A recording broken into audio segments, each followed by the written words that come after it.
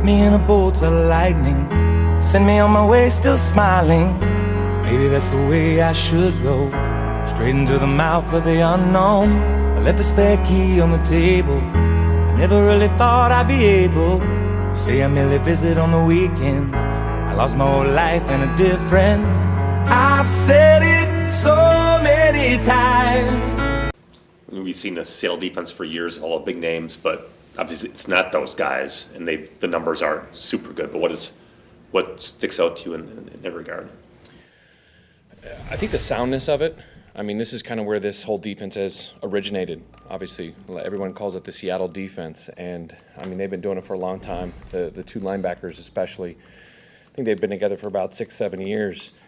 And I think it's just the simplicity of it is one of those things that makes them be able to play fast, and they understand all their issues. And so they're very sound defense, and it's what they're good at. Nathaniel, is there a lot of parallels to Gus Bradley's defense with the Chargers since he came from that tree, and is there any value from that game to this one? Of course, I think you look at the teams that kind of do that from Los Angeles.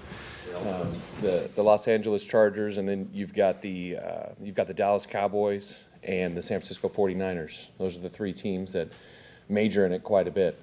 So it's one of those things. All of them have a lot of the same things. They also have their own wrinkles of what they do, but that's really the foundation. You mentioned a couple times this season about teams that you've gone in, and because of how they want to approach Aaron, they do something completely different than what they've done.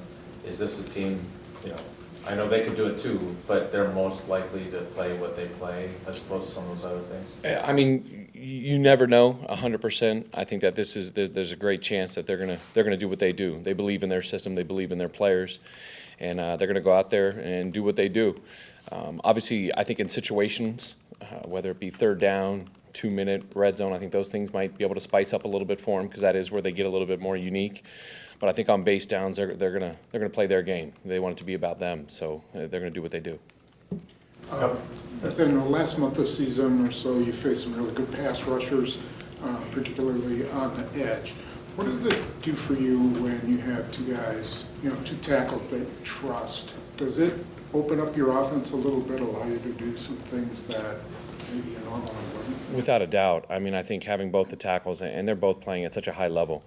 I mean, Balaga, Bach, I mean, both those guys have done a great job. Even, I mean, whenever you have that ability to be able to protect the width of the pocket, and you trust those guys, and you still want to help them always. Just you want everybody to be able to know that you've kind of got their back, because you don't want to leave everybody on an island every single play. But I think when you have guys like that out there, it's going to allow you to try to push the ball down the field and do some other things. So we're very grateful to have those two guys.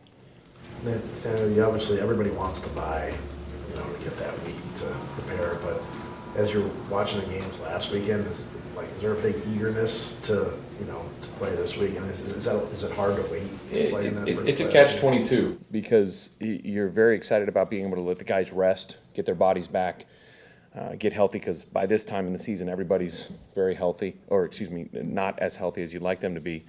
But at the same time, you're right. I mean, it's playoffs. It's the most exciting time in the NFL. I mean, this is every single thing that you do is to be able to have a game like this. And I think that you definitely are. You try not to get too excited, because it'll come. And you know that with the stretch to get to where you want to go, which is to win the Super Bowl, is you're hoping that you're going to be a little bit more fresh. But you definitely feel that. I mean, it's definitely. I mean, just watching those games. I mean, just everybody. I mean, just the playoff atmospheres. It's amazing. So, but I'm looking back at it. I'm glad everybody got a little rest too. You have some familiarity with Clowney, facing him a couple times. Yeah, a couple times. I thought I got away from him, and then all of a sudden, here he comes again. When he's at his best, what is most dangerous about him? It's one of those things. He just plays violently. I mean, he's every single thing he does. I mean, it's vicious, and I think it's one of those things.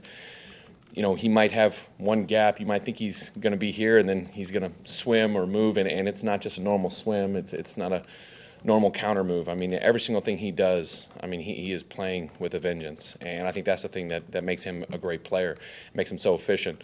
But he goes now. I mean, when he wants to get going, I mean, he's a guy that can take over a game. And we got to be sure we know where he is at all times.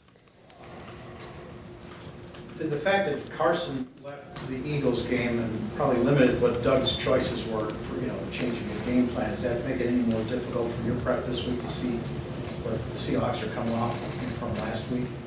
No, I mean, it's one of those things that was unfortunate what happened, but I think Seattle's going to do what they do, just like we had said earlier, and you have a lot of other stuff to look at, some offenses that are like us, and so we just kind of plan for what we see and stuff like that.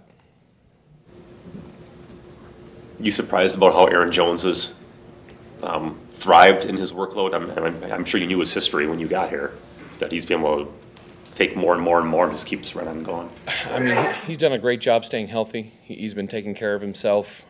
We've tried not to overload it too much, but still get him enough touches that we're able to utilize his abilities. But I mean, he's been awesome. I mean, all year from every single aspect of the game, from out of the backfield, from running the ball to pass protection. I mean, everything's been really good. And now he's got a little break, so hopefully he's going to keep that trend going. Is there more stuff there for him to do that you haven't gotten to yet, or you've picked up watching a game here and there that you want to? I think it's across the board for everybody. I mean, I think there's still so much to be done. I mean, from an offensive perspective, now's the time we really want to get rolling. It's one of those things. I think we've left a lot out on the field, and we need to capitalize on those things to get where we want to get.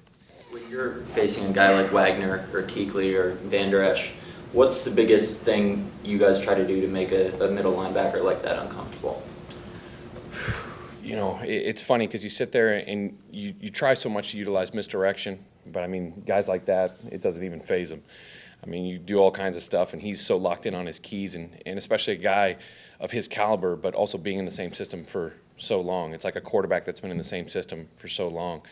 I mean, it's hard to fool those guys, and you just got to trust that the different things that we're going to throw at him are going to be able to affect him and make him think a little bit, but he's going to get his plays. He's not going to miss a lot of tackles, and we're just going to have to capitalize if he can slip up here and there, we'll have a chance to get a big play, but it's very rare. I mean, he's a good football player now. Nathaniel, Rob asked you about wanting to buy. Obviously, you guys all want that, especially with your offensive line. You kind of needed that. You guys have gotten up to a lot of really good starts here offensively in games here. Is there something you guys can do game planning wise to combat maybe the dangers of a little bit of rust coming out of the body, like just offensively to kind of get things? I think it's just about executing. I mean, for us, it's keeping the plan simple. It's a simple defense from a schematic standpoint. It's about us just all executing, understanding where we got to get. And now after 16 games in the regular season, the guys knowing kind of what we do, what we're asking of them. It's just about everybody across the board, all 11 guys executing. And I think from that standpoint, if we can do that, I think we're going to have a good chance. And not trying to overthink it, not trying to worry about all that stuff, whether it be the rust or things like that. Focus on the positives. Hey, we did get rest. We know how we want to attack them, and just go execute. Because if we do that, we'll be right where we want to be.